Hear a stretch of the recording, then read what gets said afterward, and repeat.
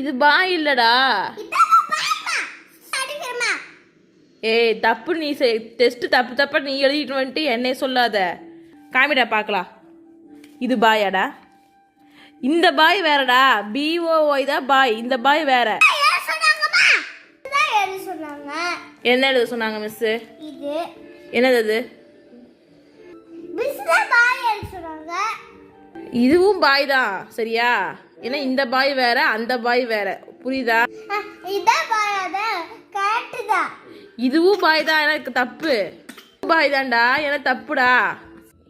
இதுவும் பாய் தான்டா. எனக்கு தப்பு பாய்டா. இது நான் BOY தான் பாய் சரியா? இந்த பாய் வந்து பாய் அப்படி சாப்பிடல. எப்படி காட்டுவோம் பாய்?